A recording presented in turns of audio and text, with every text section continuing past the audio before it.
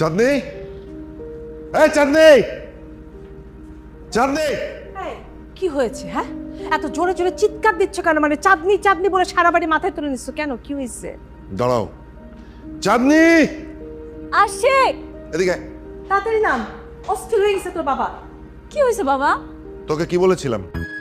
তোকে আমি বলেছিলাম না যে বাসায় যাওয়ার সময় ওকে সঙ্গে করে নিয়ে যাবি? আনিসনি কেন? একা একা কেন চলে এলি? বাবা, তোমাকে একটা জিনিস বুঝতে হবে, এই ছেলেটাকে আমার পছন্দ না। এমন একটা খ্যাত ছেলের সাথে আমি একই রিক্সা করে আসবো, এটা তো আমি কল্পনাও করতে পারতেছি না।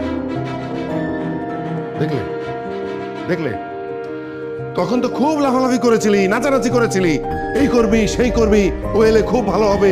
কেন এখন কেন পছন্দ হচ্ছে না তোমার? আর ধুর, শুধু কি তোমাকে বলেছে নাকি? ও তো আমাকেও বলেছে এই করবে সেই করবে, সঙ্গে যাবে। হ্যাঁ, আমি বলেছিলাম, কিন্তু আমি কি জানতাম বাবা কোত্থেকে একটা গাইয়া ছেলেকে নিয়ে আসবে? আমি যদি জানতাম তাহলে বাবাকে নিষেধ করতাম, এই ছেলেকে আবার কেন নিয়ে আসছে? এত বেশি বিয়াদুপি করো না। স্টুডেন্ট হিসেবে তোমার চেয়ে ও অনেক বেশি ব্রিলিয়ান্ট, আর ওর যে যোগ্যতা আছে সেটা তুমি কোনো দিনই অর্জন করতে পারবে না। যাও। হ্যাঁ হ্যাঁ, তোমাদের যেহেতু এত ভালো লাগতেছে তাহলে তোমরা মাথায় তুলে নাচো, আমাকে এগুলোর মধ্যে ডাকবে না। যা গিয়ে দেখ, আমাদের বাসায় নতুন আপদ এসেছে। নুর ইসলাম, বাবা তুমি ওর কথায় কিছু মনে করো না, ওর একটু মাথা গরম তো, সবসময় অস্থির থাকে। আচ্ছা শোনো, তুমি ফ্রেশ হও, তোমার আন্টি আমাকে দেখিয়ে দেবে যে কোন রুমে থাকে। যাও।